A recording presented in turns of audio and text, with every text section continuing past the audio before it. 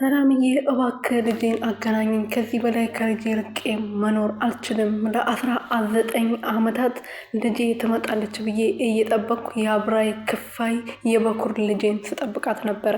አሁን አንተ ከመሬት ተነስተ ይሄ ሁሉ ዓመታት ስጠብቃት ቆይቼ ዛሬ ተነስተ ከቤቴ ሂጅልኝ የማለት መብት የለም። ሁሉም ነገር ለወይዘሮ ለሚስት ለእትዬ እናገርና ከዚህ ቤት እወጣለሁ እንጂ ለእትዬ ሳልናገር ከዚህ ቤት ንቅንቅ አልልም። ያለበለዚያ አርፈ ተቀመጥ። እኔ ትዳርን አልበጠብጥም፣ ቤተሰቦችን አልበጠብጥም ብዬ እስከዛሬ ድረስ ለ19 ዓመታት ልጄ አንድ ቀን ትመጣለች ብዬ ቁጭ ብዬ ጠብቄ ነበር። ዛሬ ግን አንተ እንደ ቀላል ከቤቴ ውጭ ያልከኝ። እኔ ልጅነቴን ህይወቴን ትቼ ትዳር የሚባለውን ነገሮችን ትቼ ለአመታትን ያንተ ገረዶኜ ልጄ ስጠብቃት ነበር ብላ አረፈች። ሰላም ሰላም ቤተሰብ እንዴት ናችሁልኝ? እኔ ያለው እግዚአብሔር ይመስገን። በያላችሁበት ሰላማችሁ ብዝት ትርፍርፍ ይበልልኝ። ለዚህ ቤት አዲስ የሆናችሁ ሰብስክራይብ፣ ሼር፣ ላይክ እያደረጋችሁ ቤተሰብ እንድትሆኑ በትህትና ጠይቃችኋለሁ። ዳጣ ክፍል 26 ላይ እንግዲህ ሰላምዬ ከዚህ ቤት ውጪ ቤት እከራየልሻለሁ እኔም ደግሞ በደንብ አርስሻለሁ ብላታለች። እትዬ እንደዛ ብላ በጣም ጥሩ ሴት ናት እሷ። ይሄ አይገባትም ነበር። በዛውም መጀመሪያ ዳጣ ከሱ ልጅ ወልዳ በድጋሚ ከሱ አርግዛለች ማለት ነው። እትዬ ደግሞ ይሄ የሚገባ ሴት አልነበረችም የምር ማለት ነው። በጣም ጥሩ ሴት እና ለትዳሯ ሟች፣ ለልጆቿ፣ ለሰውም ለሰራተኛም ቢሆን ክብር ያላት ሴት ናት እና ይሄ ነገር አይገባትም ነበረ። ግን አቶ ደረጀ አሁን አንቺ ከዚህ ቤት መሄድ አለብሽ፣ የቤት እከራይልሻለሁ፣ እትዬን በደንብ ታርስሻለች።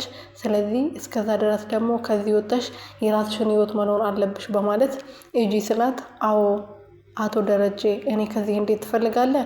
ይሄ ሁሉ ዓመት ልጄን የበኩር ልጄ ስጠብቃት፣ የመጀመሪያ ልጄን የልጅነቴን ስጠብቃት ይሄ ሁሉ ዓመት ቆይቼ ዛሬ ልጄ ሳላገኝ ከዚህ ቤት እንደ ቀላል የምወጣ መስሎ ነው?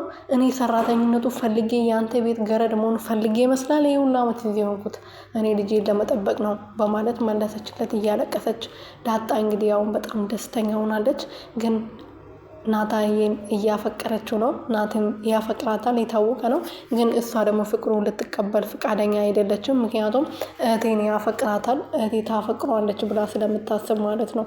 ያብ እንግዲህ ክፋቷ እስካሁን ድረስም አላለቅም። ክፋቷ ብሶ ጭራሽ የሰላምዬ ባል ሆኖ እንዲመጣ ሰውየውን አናግረው ነበረ። ይሄ ዱርዬው ማለት ነው።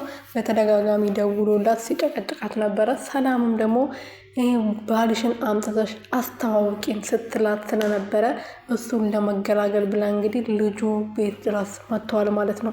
ዳጣዬ እንኳን እቅርብሽ ተይ፣ ይሄ ልጅ ከዚህ በፊት ስም የሰማው መስሎኝ ነበር። ስለዚህ የዚህ ልጅ ማንነት መጀመሪያ ሳናጣራ እዚህ ቤት አይምጣ ብላ ነበረ።